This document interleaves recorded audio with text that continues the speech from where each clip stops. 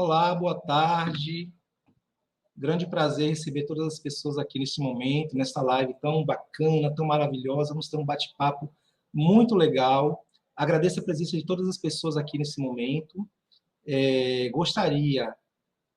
Me chamo Marcos Viana, me desculpe aqui, atualmente sou diretor da Biblioteca Central do Estado da Bahia, e hoje estamos recebendo aqui a professora Gedi, que vai falar, né, sobre o nosso tema, o tema da nossa live, e também, para mediar essa live, nada mais, nada menos do que a Maria João, que é neta, né, do nosso querido escritor Jorge Amado. Eu vou começar aqui agora chamando a professora Gedi, né? A professora Gedi é doutoranda em Estudos de Linguagens pela Universidade Federal do Mato Grosso do Sul, é professora de literatura, pesquisadora da relação interartes, com foco para os aproveitamentos de obras literárias na composição de produtos cinematográficos e televisivos. Professora Gedi, muito bem-vinda e muito obrigado por estar aqui conosco nesta tarde. Gostaria de chamar também, para mediar essa live, a Maria João, né? Neta do nosso querido escritor Jorge Amado. A Maria João, ela é redatora publicitária. Depois de passar por grandes agências em Salvador, ela se dedicou a estudar, né, a vida e obra de seus avós, Zélia e Jorge, Zélia Gattai e Jorge Amado. Se especializou em mídias digitais e redes sociais, e hoje responde pela comunicação e marketing de 5 ativos culturais em Salvador. A Casa do Rio Vermelho, né, que era a casa onde morou seus avós, a Casa do Carnaval da Bahia, o belíssimo espaço PRVG de fotografia baiana, o Espaço Caribé de Artes e a novíssima Casa de Música da Bahia, que será inaugurada em breve, né, um novo equipamento cultural aqui na cidade de Salvador. Na Casa do Rio Vermelho, local onde seus avós moraram, Maria cuida do acervo físico do local, sendo responsável também pelas curadorias das exposições temporárias, preservando e difundindo a memória do casal amado. Então, vou deixar vocês se deliciando, né, se deleitando com esse bate-papo, e eu estarei aqui nos bastidores, apreciando com vocês também. Muito obrigado, professora Gedi. A palavra está contigo. Boa tarde, né? Estou muito feliz e agradecida de estar aqui nessa live, realizada pela Fundação Pedro Calmon, do estado da Bahia. Estou muito feliz também por estar com a Maria João Amado, é uma honra, Maria João. E também porque eu vou falar de assuntos, né, que me são caros, né, que é literatura, televisão e mulheres. Ainda para completar, né, vou falar de uma outra grande paixão, né, que é Jorge Amado. E que eu considero um dos maiores escritores da literatura brasileira, e que entre todas as ousadias que eu acho que Jorge Amado cometeu, e que são ousadias boas, né? Principalmente dele ter deixado com que pessoas da margem, né, pessoas que não tinham vozes antes, como as mulheres, os negros, os mestiços, pudessem falar em suas obras. Eu vou falar sobre a relação intermediática, né, porque hoje é muito recorrente nós estarmos falando sobre a questão das relações intermediáticas, porque isso é uma prática que está presente em nossas vidas. Não são poucos, assim, os filmes que nós assistimos, que eles foram adaptados de literatura, telenovelas, séries. Então, os textos, eles estão nesse fluxo, né? Jogos que viram filme, filme que viram jogos, filmes que viram romance. Então, no contemporâneo, essas obras estão nesse constante fluxo. Então, isso faz com que seja uma prática presente em nossas vidas. E falar dessa relação entre mídias também, ela pressupõe que a gente faça algumas observações, porque quando nós falamos de um livro que chegou na televisão, nós falamos sobre um viés de não darmos nenhum juízo de valor, nenhum valor justificativo sobre essa relação. Questão de, foi fiel, não foi fiel, é melhor ou é pior. Na verdade, nós consideramos cada obra como uma obra independente, porque elas são produzidas, elas têm uma lógica de produção diferente, né?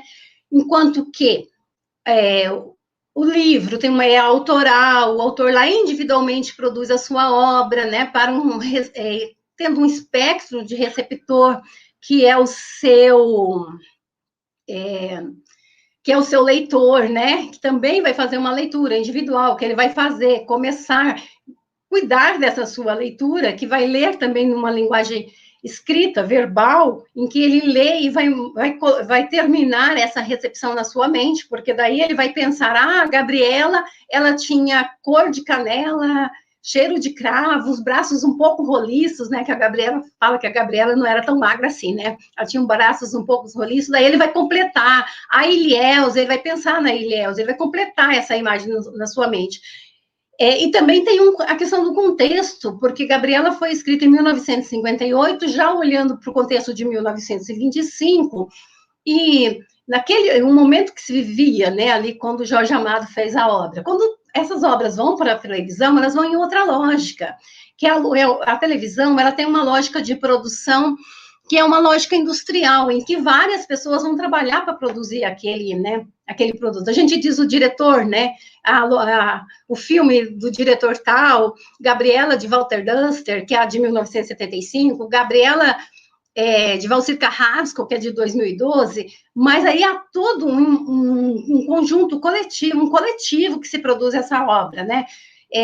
O iluminador, o figurinista, enfim. Então,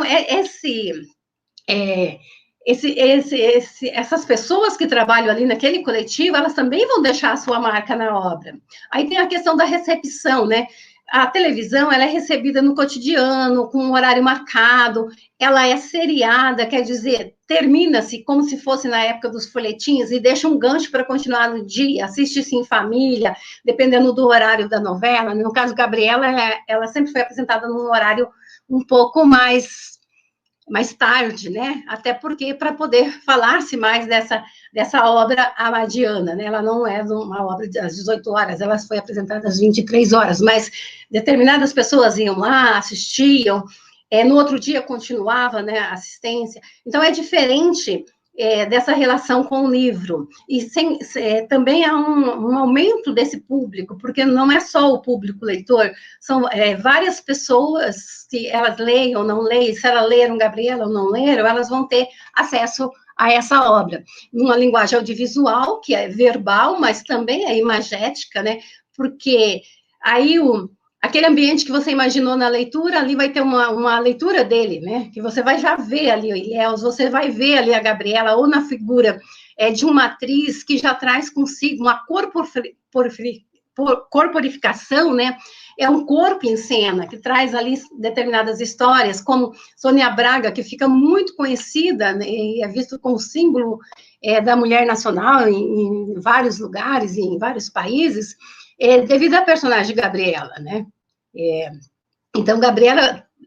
aí depois Juliana Paz, que faz Gabriela em 2012, e traz consigo, quando ela chega, a Gabriela, ela já traz uma história de sensualidade, por outras personagens, por revistas em que ela posou, né? Então, todas essas questões mudam-se a forma de se relacionar com essa obra, em contextos diferentes. Gabriela Cravo e Canela, de Jorge Amado, foi adaptado para a novela 3 vezes, mas para a Rede Globo foram 2 vezes, em 1975 e 2012. Então, quer dizer, em 1975, você está num contexto, inclusive num contexto ditatorial, em que se cuidava para não falar as coisas, para não sofrer a censura. Muitas coisas são mudadas, são deixadas meio que de lado para evitar a censura em 1975. E algumas coisas da novela são censuradas, né? Existem documentos, né, de cenas censuradas. Inclusive, uma das cenas é no momento que Nassib acha a Gabriela traindo, corta-se a cena das bofetadas. Existe nos livros o corte censurado para essa cena. Então, essas mudanças, elas acontecem também de acordo com o contexto.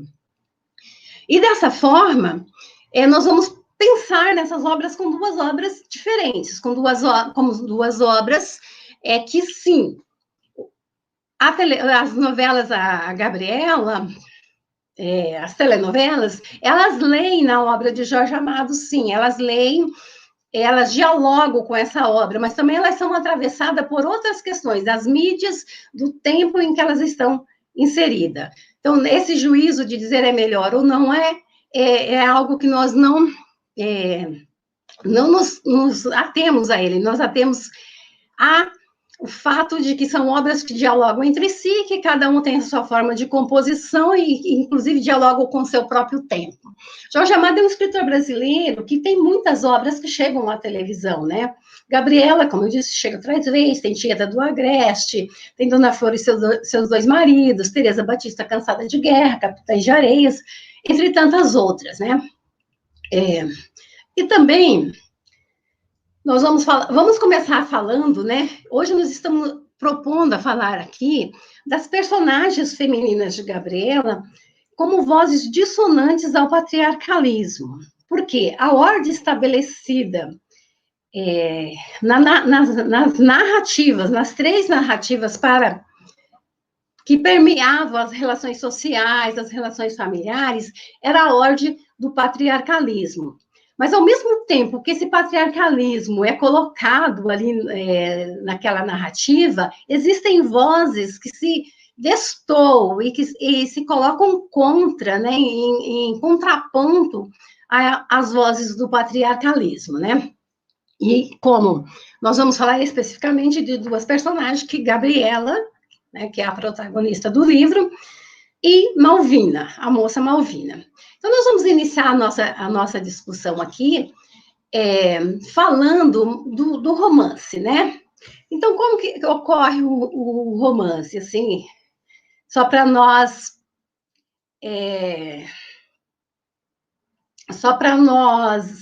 nos localizarmos, né, um pouco na história do romance e nessas ações que estão, assim, essas atitudes, essas vozes que se contrapõem ao patriarcalismo. Então, quando que o romance amadiano, ele inicia no momento em que ocorre a pior face do patriarcalismo, que é no momento em que o coronel Jesuíno mata sua esposa, Sinhazinha, e o amante dela, né, Osmundo, que era o dentista, por causa, né, por encontrar os dois juntos, e porque ele precisava fazer isso em legítima defesa da honra.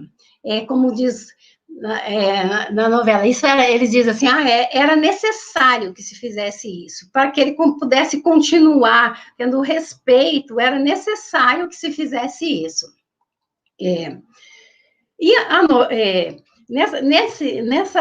Ao mesmo tempo em que ocorre essa morte, que é a morte da Sinhazinha pelo Jesuíno, a Gabriela também está vindo em direção a Ilhéus. E aí as histórias, que são as histórias políticas da cidade de Ilhéus, e a história de Gabriela, que é o caso amoroso, o idílio amoroso de Gabriela e Nassib, elas se entrecruzam, elas caminham paralelos. Gabriela, ela tem uma força política dentro de Ilhéus. No romance, isso é muito destacado. A partir do momento que Gabriela se aproxima de Ilhéus, as forças políticas ali, os acontecimentos ali começam a mudar, tá? Então, assim, e que embora nós possamos, assim, ver em Ilhéus, porque há uma briga muito acentuada entre o velho e o novo na obra amadiana. Então, essa briga, ela é entre o coronel Ramiro, né, que é o mandatário da cidade, seus aliados, e Mundinho Falcão, que chega representando um novo de fora, assim, até como uma personagem que iria salvar Ilhéus e ia trazer coisas novas para Ilhéus, e ele também tem seus aliados.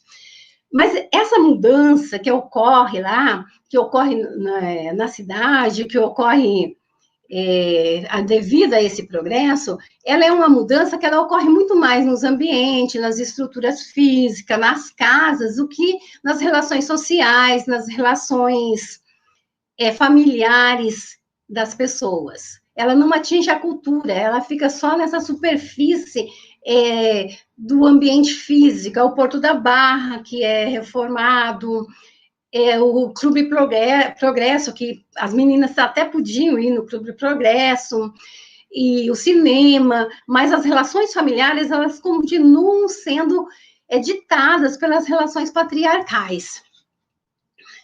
E segundo Bourdieu, que é um estudioso, né, que a gente, vou citar, falar sobre ele um pouquinho, ele diz que no patriarcalismo, as divisões estabelecidas para homens e mulheres fazem parte da ordem social dominada pelo princípio masculino, e este vai sendo reproduzido de forma contínua através dos tempos. Então, assim, na obra, como afirma Patrício, que é uma outra estudiosa da obra do Jorge Amado, as mulheres, elas possuem papéis que são fixos, que são papéis que os homens lhe dão para elas cumprirem, tá? Existem as esposas, as filhas, as irmãs, as moças casaidoras, as prostitutas, as raparigas, as solteironas, né, e as empregadas domésticas, tá? E na sociedade de Ilhéus, esses papéis, eles eram assim, bem divididos, cada um ficava num lugar, num patamar. Por exemplo, para as raparigas e as prostitutas, elas estavam no âmbito do prazer. Então, os homens tinham esse direito, porque eles eram homens, então eles poderiam ir nos prostíbulos, poderiam ter as moças, pegarem aquelas moças sem condições, pôr uma casa para elas, e elas iam ter relações sexuais com elas, e elas ficariam ali à sua disposição. Enquanto que as esposas, as filhas, elas vão atuar no âmbito doméstico, no âmbito privado, que não é o âmbito de poder. E daí, nesse âmbito doméstico, elas não conseguem sair dali, a não ser, elas vão estar sempre sob o jugo de um homem. O único lugar que elas podem ir sem estar com um homem é na igreja. Nos outros lugares, elas têm que estar, ou é a mãe, ou é o pai, ou é o irmão, ou é o esposo. Tá? E, independente dessas funções, a empregada doméstica, ela também possui uma função, que ela é uma função dupla. Ela tanto pode servir o homem na cama, como ela serve na casa, nas limpezas, na organização, mas também muitos patrões, eles deitavam-se com as suas empregadas domésticas, né? Elas eram obrigadas a satisfazer seus desejos sexuais. Então, e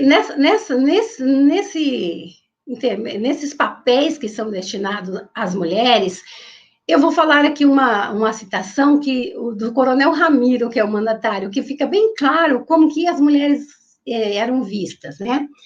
Eu inicio a citação. Ele compreendia e aceitava os cabarés, as casas de mulheres da vida, a orgia desenfreada das noites de Ilhéus. Os homens precisavam daquilo, ele também fora jovem. O que ele não entendia era clube para moças e rapazes, até altas horas, dançarem essas tais de danças modernas, onde até mulheres casadas iam rodopiar em outros braços que não de seus maridos, uma indecência. Mulher é para viver dentro da casa, cuidando dos filhos e do lar. Moça solteira é para esperar marido, sabendo cozer, tocar piano, dirigir a cozinha. Então, aqui fica bem claro esses papéis, né? Os papéis das mulheres que eram destinadas ao prazer e as mulheres que eram destinadas aos cuidados da casa, o que cada uma poderia fazer. Mas, no entanto, apesar de essa ordem prevalecer, há vozes dissonantes, como eu disse no início, há personagens que elas rechaçam, elas não aceitam esse papel que lhe é destinado, tá?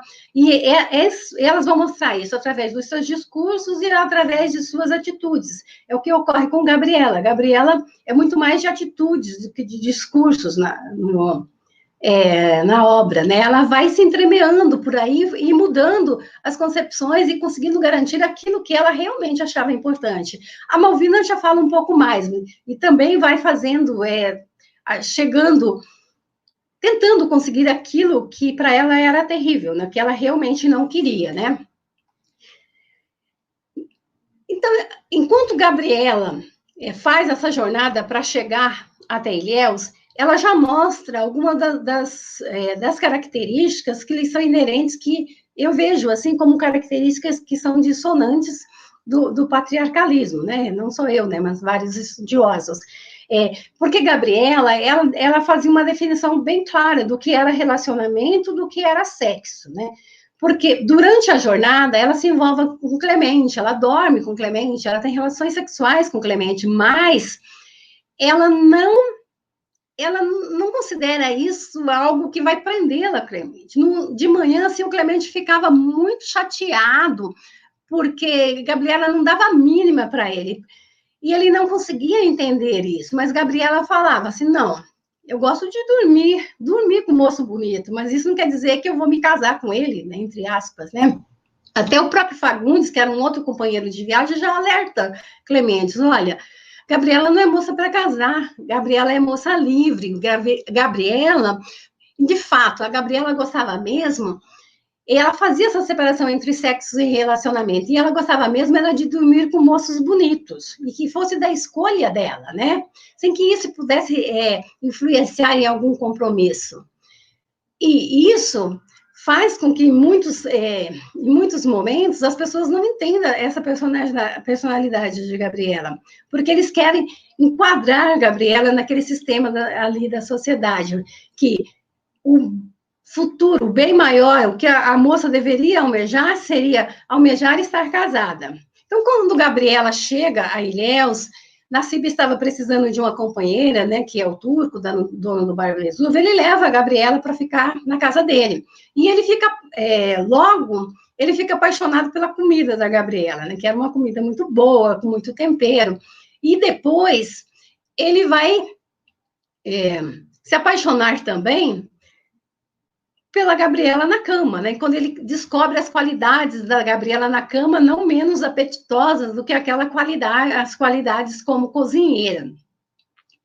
E Gabriela encanta Nassib, com sua beleza, com sua cor de canela, seu cheiro de cravo, sua malemolência, a sua dança. Ela encanta Nassib. Mas aí o grande problema, o grande imbróglio de tudo isso, que ela não encanta só Nassib. Ela encanta Nassib e todos os homens praticamente de Ilhéus, né? E daí vem os juízes, aí vem os coronéis, os doutores, todo mundo querendo pôr casa para Gabriela. Quer dizer, colocar Gabriela num canto da rua, né? Numa casinha, dar-lhe de comer, dar-lhe conta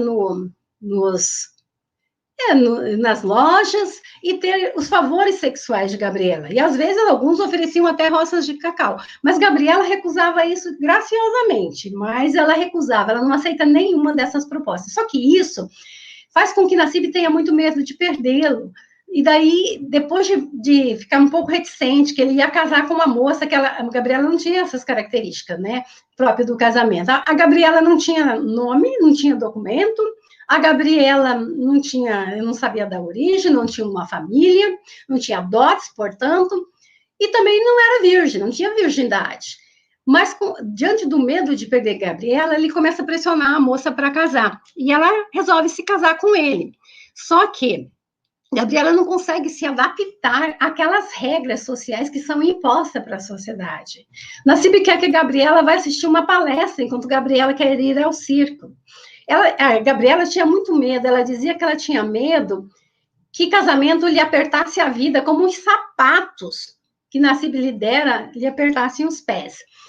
Aí, casada, Gabriela não se recusa, né, a seguir as regras, e ela só consegue casar porque Tunico, né, que também estava interessado nela e queria que ela se casasse, porque Tunico gostava de relacionamentos com as mulheres casadas, porque evitava grandes compromissos. Aí ele arruma os papéis, ela casa, mas ela não se enquadra, né? Que Nassib fala para ela assim, né? Abre aspas. Ô, Sabie, já te disse, você agora não é mais uma empregadinha, é uma senhora, a senhora Saad, precisa se complementar disso. Mas Gabriela se recusava. E quando fazia diante de sofrimento e ia se apagando aos poucos, como pôr sapato, como não rir alto, não falar alto. E ela, de fato, não era feita essas regras, ela não consegue se adaptar, e ela faz o que acontece? Ela acaba encontrando um outro moço bonito e dorme com ele, fica com ele, que é Nassib, que é Tonico, desculpa. Nassib descobre é muito chateado, mas ele não aplica aquilo que era considerado quando se pegava uma mulher com outro homem, uma mulher casada, que era matar, aplicar a lei cruel. Diante disso, Gabriela, eles anulam o casamento, eles arrumam todo um jeito de fazer com que Nassib não fique parecendo um homem que tenha levado um chifre, que seja da confraria de São Cornélio, como Amado coloca na obra, e ela volta, eles se afastam, mas depois eles retornam a ter aquela mesma relação inicial, que é uma relação em que Gabriela servia Nassib de cama e mesa, mas sem os compromissos da sociedade, que ela recusava. E a história deles dois termina assim, né? E a voz dissonante de Gabriela vai perpassar toda a obra. Desde suas chegadas, os costumes começam a mudar, culminando com a condenação do coronel Jesuíno por assassinar a esposa no fim da narrativa. Abre aspas. Pela primeira vez na história de Ilhéus, um coronel do Cacau viu-se condenado à prisão por haver assassinado esposa, adúltera e seu amante. Então, a Gabriela recusa o papel que a sociedade. Ela larga casamento, ela larga vida tranquila, essas coisas que davam importância, e ela recusa. Quando Gabriela chega à televisão, há algumas mudanças que são bem latentes. Por exemplo, a telenovela, ela tem uma característica que ela herdou do gênero dramático. E essa característica faz com que a telenovela, geralmente, ela tem os vilões, né? Os mocinhos, ela tem os casais amorosos, que vão fazer... É um compromisso que a telenovela tem com quem assiste, né? Aquele caso amoroso. Então, o caso amoroso de Nassib e Gabriela passam para ter mais importância que essa situação política. Tá? Então, Gabriela, ela perde um pouco dessa questão dela ser essa voz dissonante, revolucionária. Isso não quer dizer que ela não seja, mas essa interferência, esse implicamento com a política, ele é arrefecido, principalmente nas duas telenovelas, elas são arrefecidas. Mas em 1975, ainda a gente pode pensar na questão da ditadura militar, que faz com que alguns temas realmente não chegam nas obras midiáticas, né, nas obras de massas, assim, por assim dizer. Mas mesmo assim, a telenovela, ela ainda também tem, a Gabriela, ela tem esse caráter dissonante, ela tem essa recusa ao papel, e nas duas telenovelas nós podemos ver isso. Por exemplo, a dona Arminda, que era amiga, que era a vizinha de Nassib, torna-se a grande amiga de Gabriela, tanto no livro como nas telenovelas. E ela funciona mais ou menos assim, como uma voz da sociedade, que vai dizer para Gabriela o que a sociedade espera dela. Numa conversa, na adaptação, dona Arminda diz assim para Gabriela: ser alegre demais é contra as convenções sociais, mulheres sérias não ficam rindo à toa. Aí Gabriela responde: sociedade tem regra para tudo, até para comer, gosto não. Aí dona Arminda também ainda tenta argumentar: agora é uma dama, tem que pensar como a sociedade quer. Gabriela diz: eu penso que casamento é feito gaiola de prender passarinho. Dona Arminda: e é bom, o passarinho tem de comer, o de beber, mas não voa. Gente precisa voar.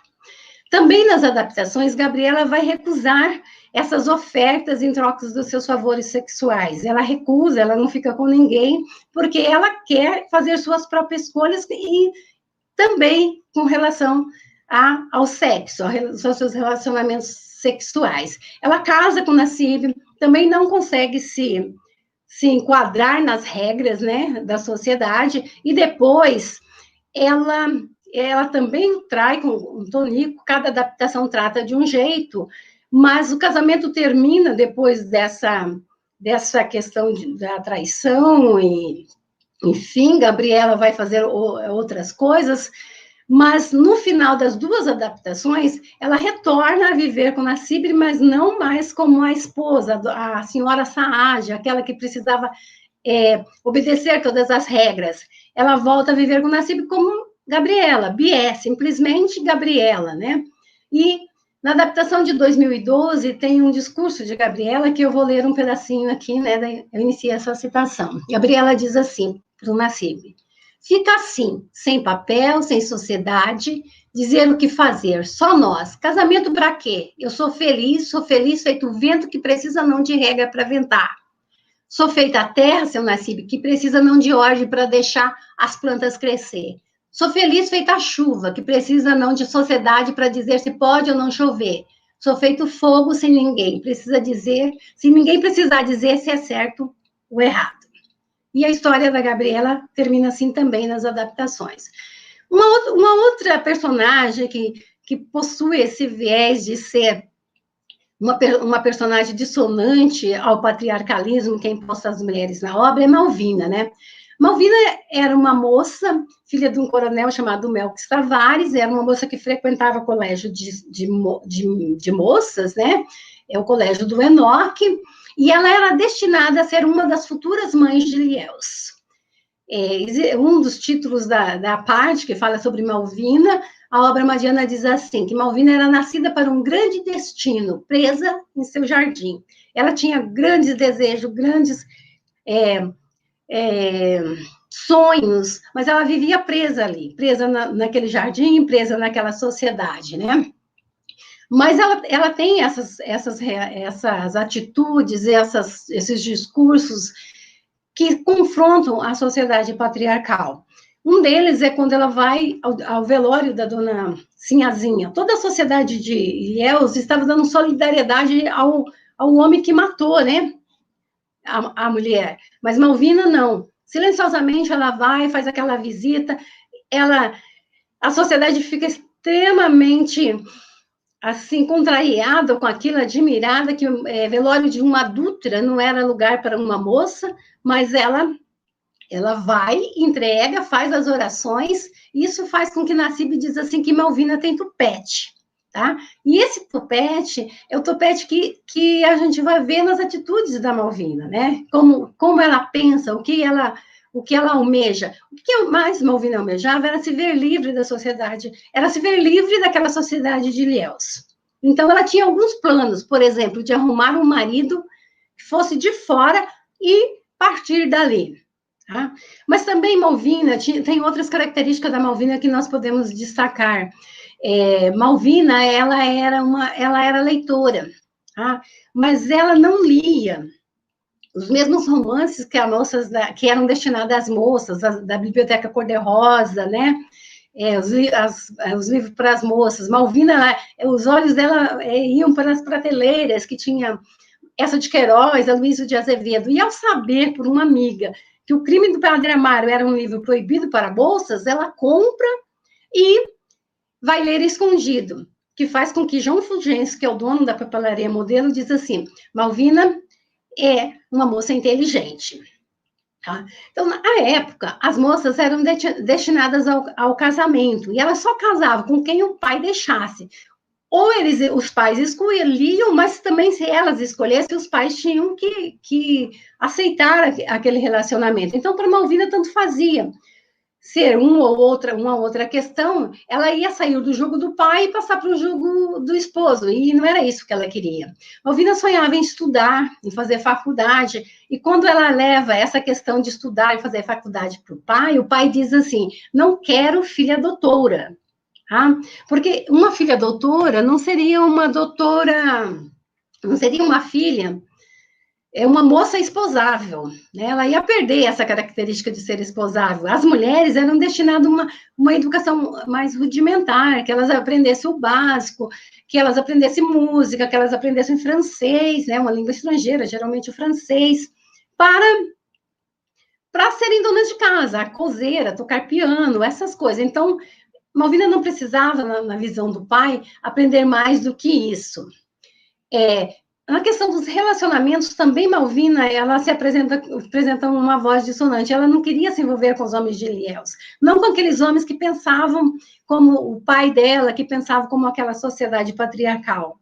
Mas aí ela se envolve ela tem um relacionamento com o professor Josué, que é o professor dela, porque ela tem, assim, uma certa...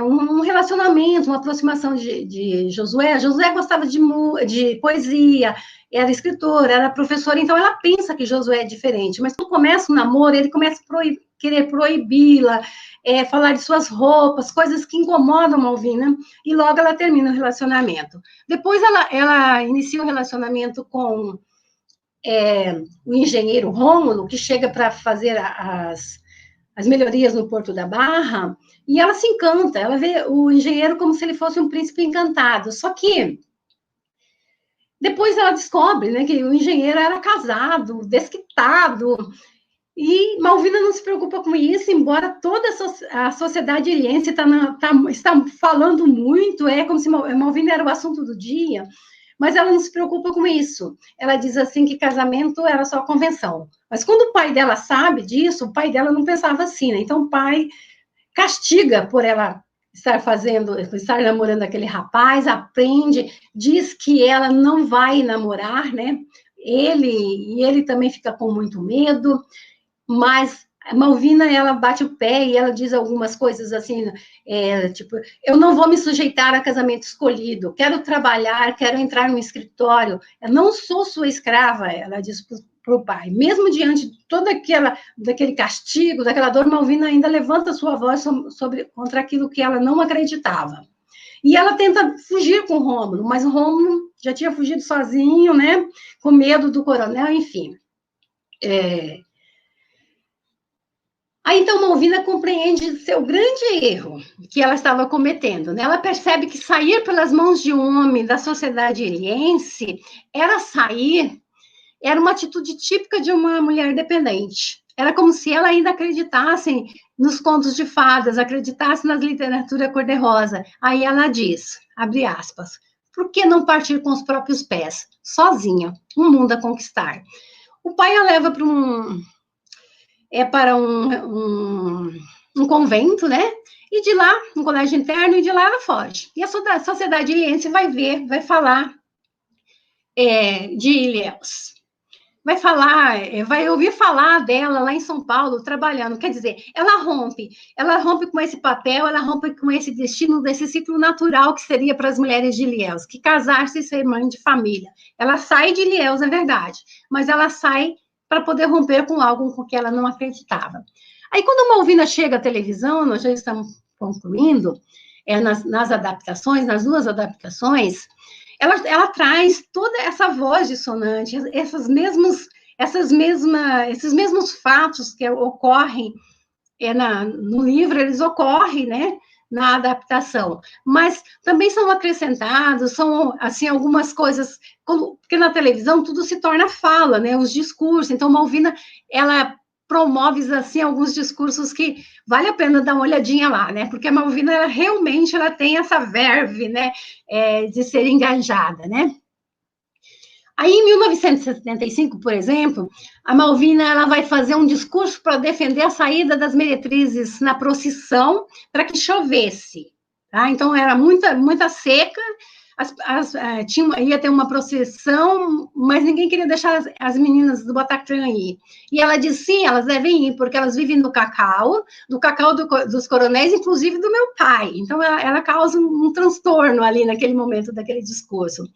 Malvina se revolta contra o jantar de solidariedade jesuíno, e uma outra coisa legal também de 75, que ela pede o professor Josué em casamento, em namoro, porque o professor Josué era muito mole, né, então daí assim não fazia, ela chega um dia, ela perde a paciência e pede, né, e ela se revolta também contra a educação das meninas, e também no final ela foge, tá? Na de 2012, algumas outras pautas são acrescentadas, né, uma das pautas que é acrescentada, que aparece assim, que fala-se na obra de Jorge Amado, que a mulher não tem direito a voto. Então, Malvina, ela faz discursos, reivindicando o direito do voto à mulher, ela faz uma redação que lhe dá muito problema no colégio para dizer que as mulheres têm direito ao voto, sim, sobre o direito do trabalho da mulher. Ela questiona se realmente a virgindade é o maior tesouro de uma mulher. Ela recusa se casar com alguns homens que os pais querem que ela case, né? E ela faz sexo com Rômulo, que é algo que não tem nas outras adaptações. Então, e também no final ela foge. Então, ela tem também essa vertente patriarcal, né? E isso que esse patriarcalismo que rege as relações sociais em Gabriela, né, ainda hoje ele permeia os papéis exercidos por homens e mulheres na sociedade. O que me leva a destacar outro aspecto de Jorge Amado, na sua obra, a sua contemporaneidade, o que promove uma fratura em seu próprio tempo. E ainda hoje nós podemos estar falando aqui de Jorge Amado dentro de uma atualidade que talvez nós quiséssemos que não fosse tão real assim. Muito obrigada.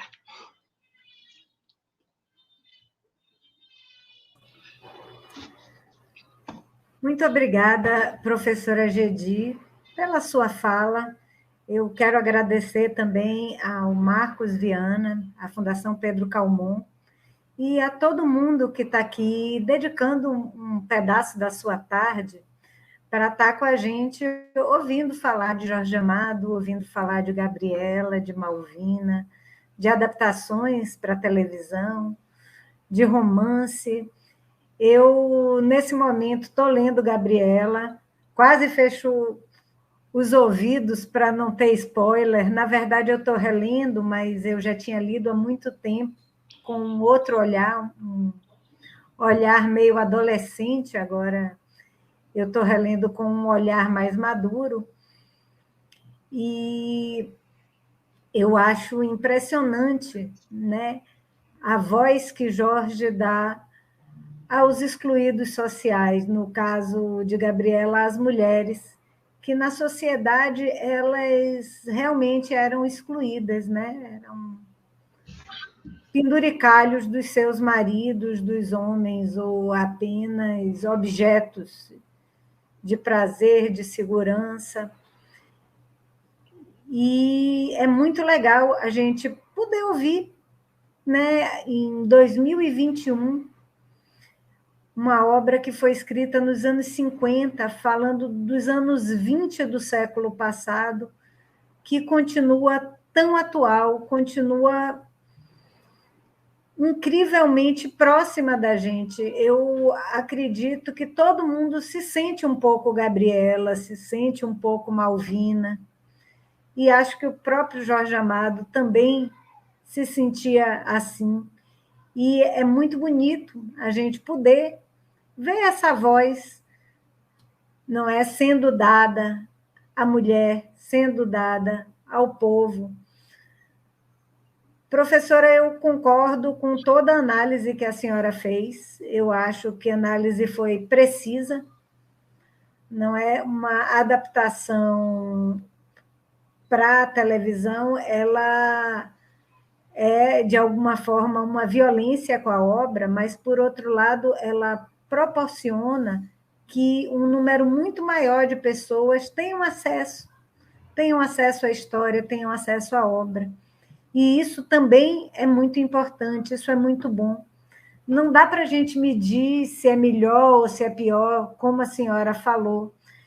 E eu acho bem interessante, porque eu não vi a versão de 1975 de Gabriela, mas os meus personagens, quando eu leio o livro e quando eu penso, é a Sônia Braga, é a Diana Sfati, são os personagens da novela de 1975. Então, eles se entranharam no imaginário popular, não é?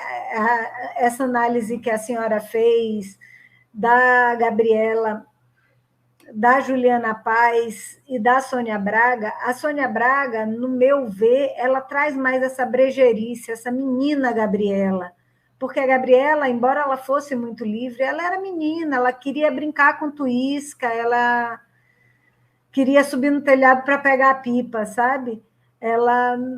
Essa coisa da sensualidade, ela é muito mais natural do que uma coisa construída, da mulher gostosona. Ela era gostosa porque ela era assim, ela não fazia nada para ter esse sex appeal que ela tinha, né? Eu estou falando um bocado, eu não vim aqui hoje para falar, eu vim para mediar, mas eu quero saber de vocês que estão assistindo a gente. Vocês têm alguma pergunta? Vocês querem saber alguma coisa da professora Gedi? Querem fazer algum comentário? Botem aqui as perguntas de vocês, que a gente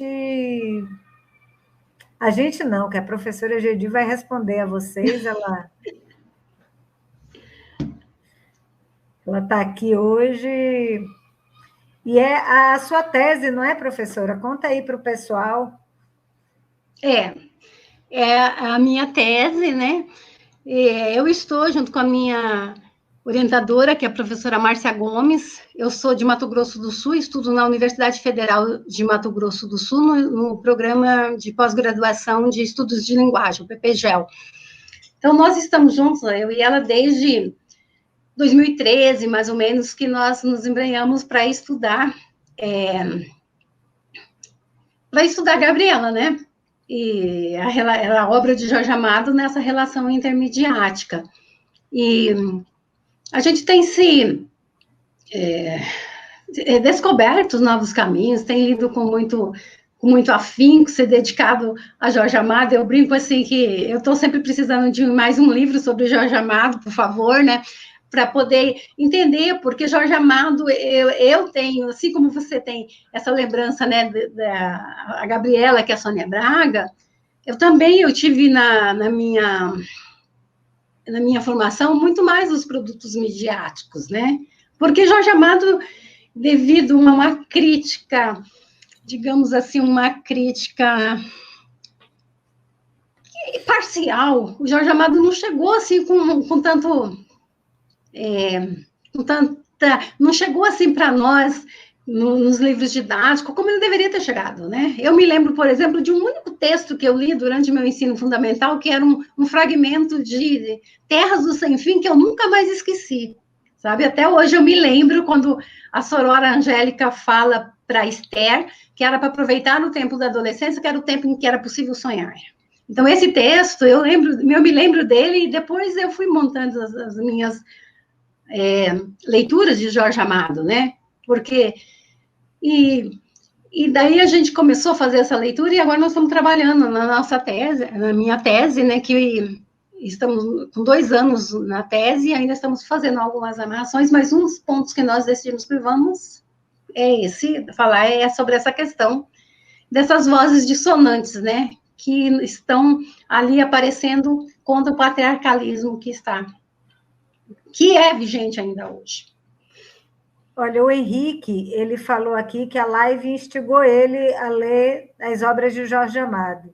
Então, Henrique, para mim, a live já foi um sucesso só por ter te instigado. Ler Jorge Amado é sempre muito bom. A gente tem uma pergunta aqui da Márcia G. Marques, que ela pergunta o seguinte: de que modo as obras televisivas mantêm a contraposição de Gabriela ao patriarcalismo de Ilhéus? Se a sua fala indica como isso é reproposto com Malvina, como isso é feito com Gabriela?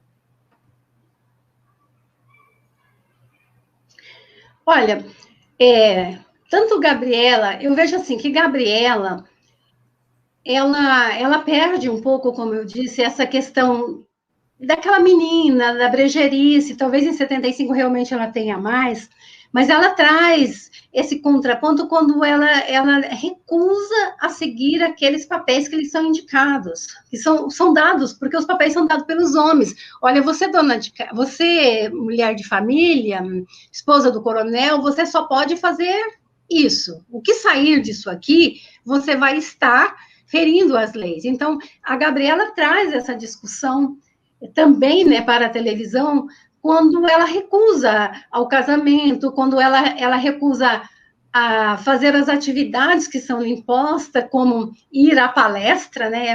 E ela vai, em vez disso, ela dá um jeito de driblar e ir para o circo, porque palestra é uma coisa chata, ainda mais aquela palestra daquele rapaz lá que falava sobre os poemas que ela nem entendia.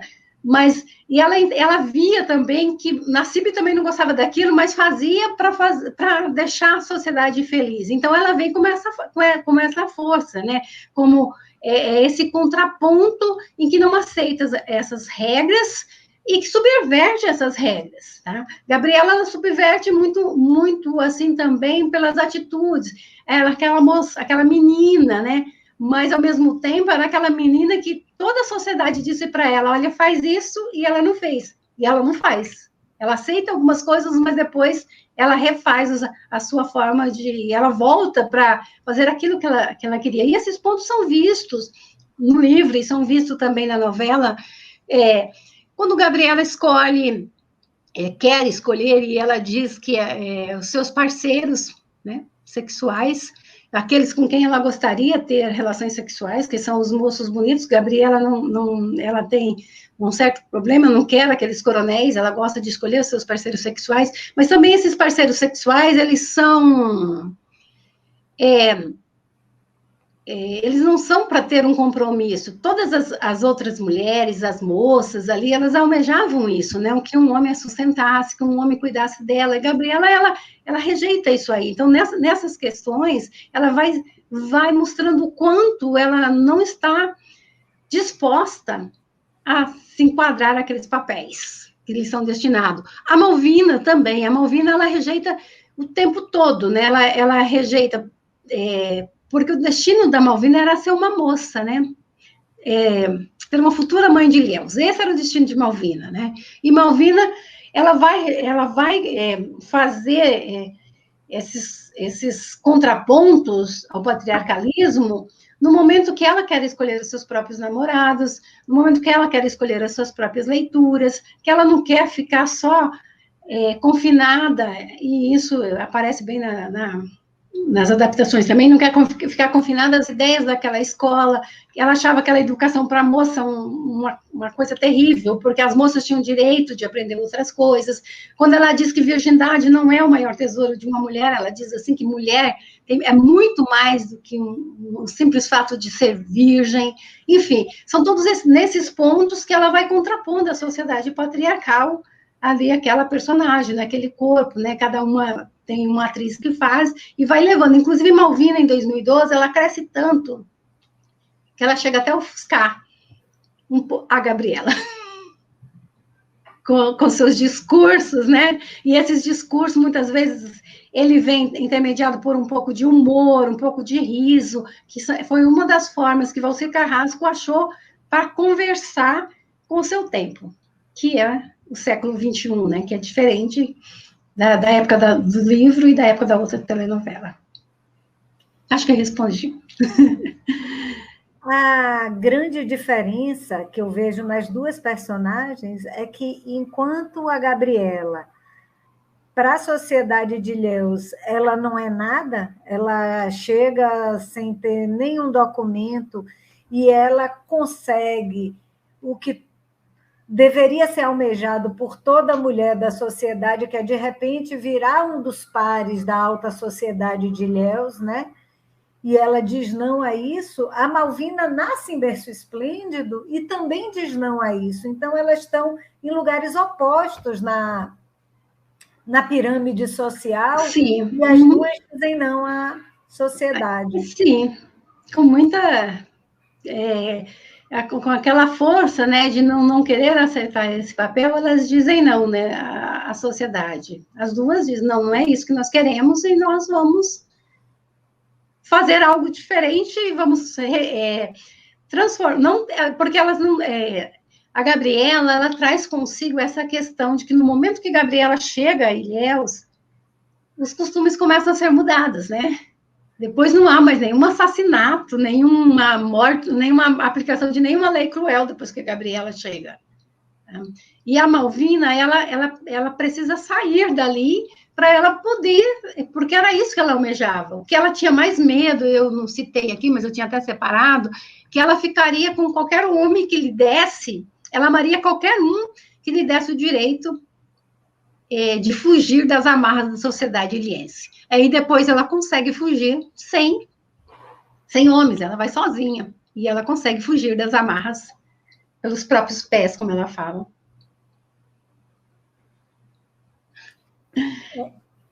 Uma cena, para mim, importante do livro, muito bonita, bem no comecinho, quando a Sinhazinha é assassinada, que o Nassib está indo para o castelo, e que ele primeiro encontra com alguns homens e fala que lá na Síria, na terra dele, é diferente, que a mulher que trai, ela é sangrada, e o homem é capado, e ele fala assim de uma coisa muito violenta, que lá é terra de homem de verdade, mas quando ele sai e ele está sozinho e ele vai pensando no íntimo dele, ele não pensa nada disso, ele já sabe que ele nunca teria coragem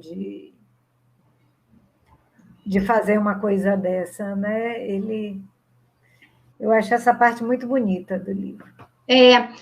Inclusive, eu e a minha orientadora, a gente já viu Nassib também por esse viés, porque Nassib, na verdade, era só aparência, né? Ele fica muito entristecido, né? Nesse trecho que você cita, ele sai muito entristecido, né? Por que, né, mataram uma mulher daquela forma? E na verdade, ele faz ali o social, porque ele precisa daquele povo, mas ele é uma voz que discorda, né? No seu íntimo, ele vai discordando de algumas atitudes que são tomadas ali. Algumas ele traz para si, como querer mudar a Gabriela, transformar a Gabriela numa mulher que seguisse as regras, mas outras ele realmente entende que aquilo ali não está certo, que aquilo ali não é uma coisa boa.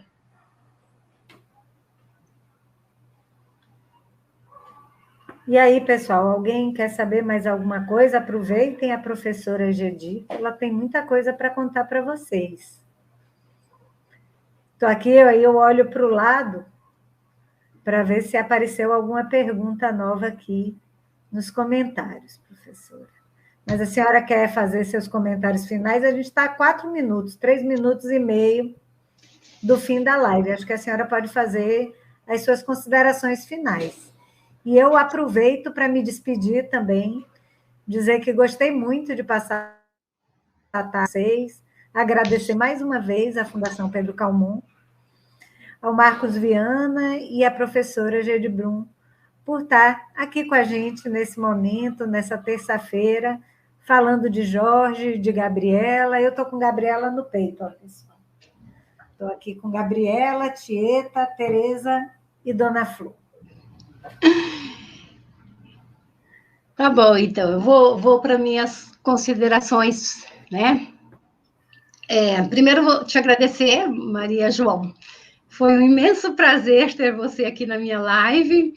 Como eu disse, eu estava te seguindo em algumas lives por aí para ver o que você falava, né? E tenho estado presente em muitos estudos, muitos webinários que estão falando sobre os estudos amadianos, porque realmente eu encontrei a minha vertente para esse lado aí da Bahia, né, do pessoal que vê Jorge Amado por um outro viés crítico, que não esse viés crítico tradicional. Então, estou feliz com isso. Inclusive, o professor Gil Desi, né, e todas as pessoas que trabalham com a Jorge Amado, eu tenho ficado muito feliz em conhecer e ver lives ver palestras sobre Jorge Amado com esse pessoal da Bahia. Também agradecer ao Marcos, né, à Fundação Pedro Calmon, por esse convite. Eu fiquei imensamente feliz, né, para poder falar daquilo que a gente vive todo dia, e é muito bom, né? E agradecer as pessoas que vieram para assistir. Espero que realmente tenha ajudado, né, a pensar um pouco. Eu vi que o Henrique Campos falou que vai buscar umas obras de Jorge Amado. Eu acho que isso valeu a pena mesmo, né, Maria João? Que ele vai pegar umas obras de Jorge Amado, não vai se arrepender, Henrique, pode ir tranquilo, você vai gostar. E você vai ver uma pessoa que revolucionou a literatura brasileira, né? Que falou de uma outra forma, de pessoas que viviam à margem da literatura brasileira, e que isso é muito rico.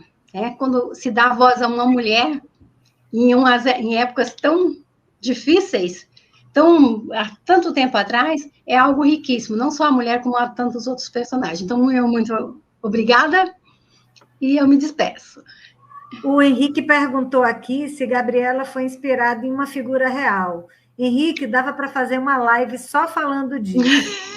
Mas eu vou te responder sucintamente, porque eu tenho 30 segundos antes de Marcos derrubar a gente, mas o que eu posso te dizer é que em uma não, em muitas. Em muitas, um pedacinho de cada, um sorriso de uma, um cheiro de cravo de outra, uma personalidade de outra. Então, não tem uma mulher, são muitas. Tá bom?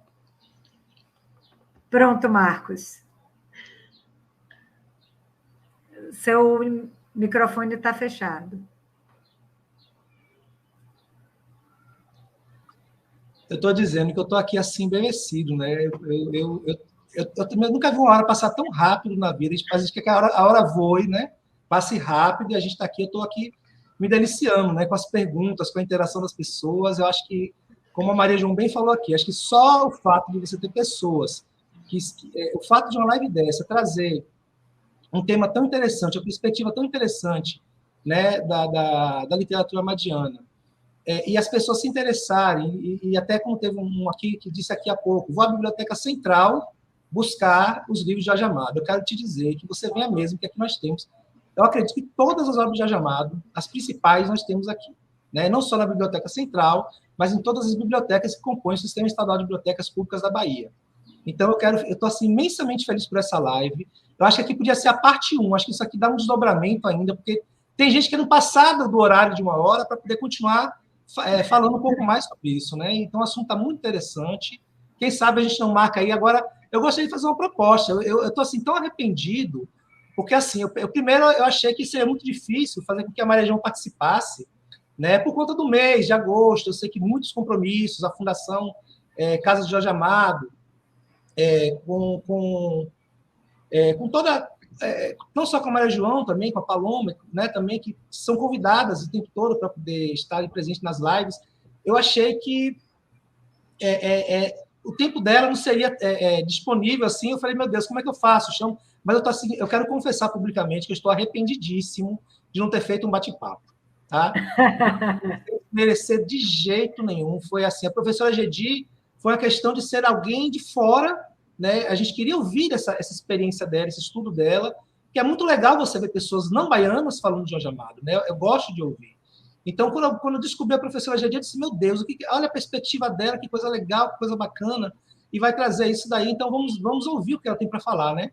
E aí fui pensando, disse assim, meu Deus, vou chamar será que eu convido? Será que a Maria João vai aceitar o meu convite de participar, de pelo menos de mediar a live? Mas eu devia ter convidado mesmo para um bate-papo, porque eu percebo assim, que ia ser uma riqueza ainda muito maior.